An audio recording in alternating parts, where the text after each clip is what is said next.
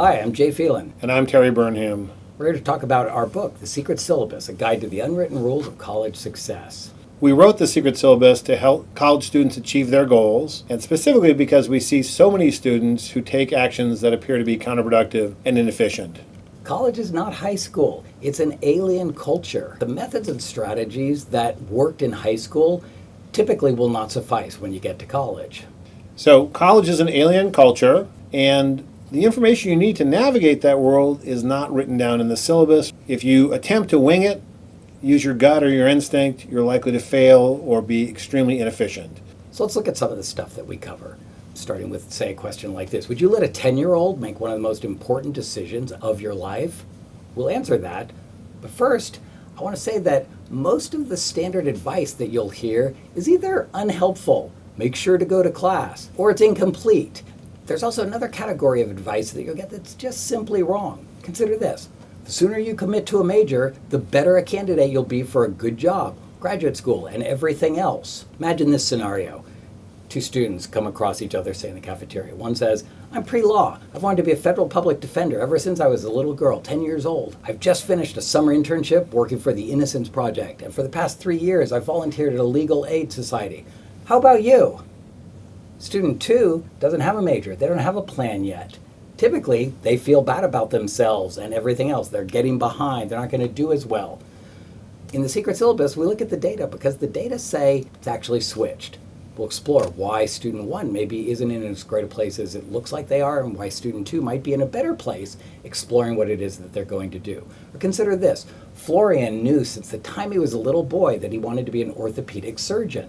When he was in college, he got a great internship shadowing an orthopedic surgeon. He thought, wow, I'm going to learn all about it. He followed her. He saw all this great work that she was doing, and he had this amazing realization. He was bored to tears. It was repetitive, and suddenly he thought, wow, this thing I thought when I was a 10-year-old boy was going to be amazing and everyone liked, I'm not sure that's what I want to do.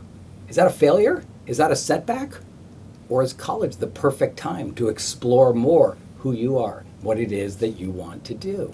We believe for most people, having a career path that's inflexible and fixed from the time you're 6 or 8 or 10 is simply bad advice. Another type of advice is absolutely correct, but in a sense unhelpful. Perhaps the single most common piece of advice you'll find is go to office hours. You gotta go to office hours. You have to go to office hours. And Jay and I agree. You gotta go to office hours. Sure. Okay, now you're in office hours. Now what are you gonna do?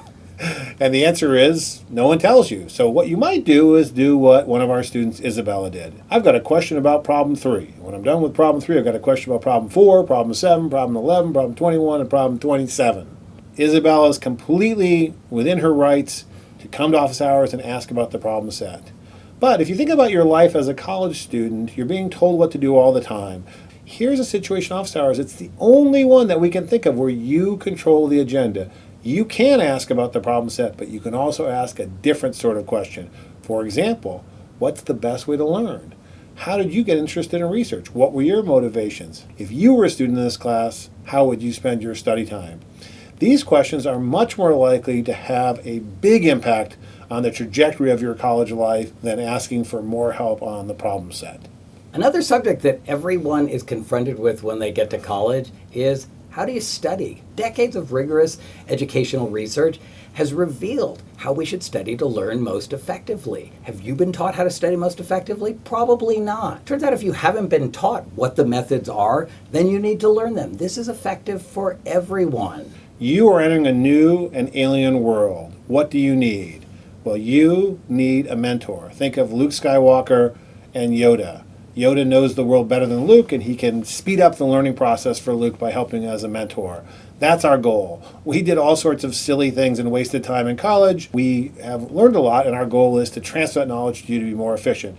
So I have to make a full disclosure, and that's that I was a terrible student. Now, I did very well in high school, but in college, where I was the first generation of my family to attend, I performed very badly. I got firsthand knowledge of something called academic probation. Later, when I was applying to graduate school, a professor told me, this is the worst transcript I've ever seen. Importantly, though, I was able to bounce back. And ultimately, I was able to earn a master's degree from Yale and my PhD from Harvard. But the message here is that we made a lot of avoidable and spectacularly terrible choices. And these blunders caused us to miss a lot of opportunities, to waste a lot of time in aimless, unproductive floundering. So both of us made these sorts of mistakes, but we've learned. We were students, we became graduate students, we became instructors and professors. We've now taught over 20,000 students between the two of us at UCLA, Chapman, Harvard, MIT, and Pepperdine. And from that, we've developed a set of topics and advice to provide to students step-by-step information for how to get better outcomes. Another area where people have a lot of stress and trouble when they get to college is learning how to interact with their faculty members. Farhan was getting close to graduating and he needed a letter of recommendation for graduate school, but he didn't have a relationship with any of his instructors, so he wrote the following letter. It's that time of year when people you have never met shamelessly express their entitlement to you in the form of a letter of recommendation request. Imagine the gall of an effectively complete stranger demanding to add an extra obligation to your life. Well, now you don't have to imagine it. It's a terrible shame, really. And then he lists a set of reasons for why he didn't develop a relationship. Without the schedule conflict that precluded me, blah, blah, blah. Otherwise, you'd have been delighted by my insightful questions. So it goes on to say, I have very low expectations for getting my letter of recommendation, but I'm hopeful. Thank you. For a person who hasn't got a relationship with an instructor, this is a nice letter. It's charming, but it's unlikely to be successful because of something that we call lag time. What is lag time? That's how long it takes between when you start a process and when you can effectively complete it. When is your first interaction with a professor, and when do you get a compelling letter of recommendation? And the answer is, you have to have developed a relationship with the instructor, and if you don't, you end up in a situation such as the one we described with Farhan. Here's someone who had a slightly better relationship strategy. Dr. Phelan, I felt compelled to write you. Today was the best genetics lecture I've attended all quarter. The chicken codominance study, the evolution of antibiotic resistance, a young T.H. Morgan, and the raccoon picture were just a few highlights. I was positively giddy during and after lecture. I eagerly await your next lecture on Friday. Sincerely, Julissa. That's a great email to receive. And when I look closer, I realize she's not actually asking for anything. What she's done is she started the process of developing a professional relationship. This is one of those skills that falls between the cracks of traditional course offerings. It's important, but where do you learn it? And it's complicated. It's part psychology, but it's also negotiation and art and writing and manners and animal behavior and debate and public speaking and conversation. Business people like to say, if you get 10 good meetings, you're going to have 3 good prospects. And from that, that's going to lead to 1 sale. You can view a relationship strategy in college similarly. If you write 10 good intro emails introducing yourself, talking about your experience in the class, that might lead to 3 situations where you have multiple contacts with someone. That might lead to 1 long-term ally, a mentor, someone who can help you out down the road. So in conclusion, what have we done? We've tried to distill our decades of experience in academics to allow you to be as effective as possible in as little time as possible. Importantly, being successful in college and life is not a set of tricks or hacks.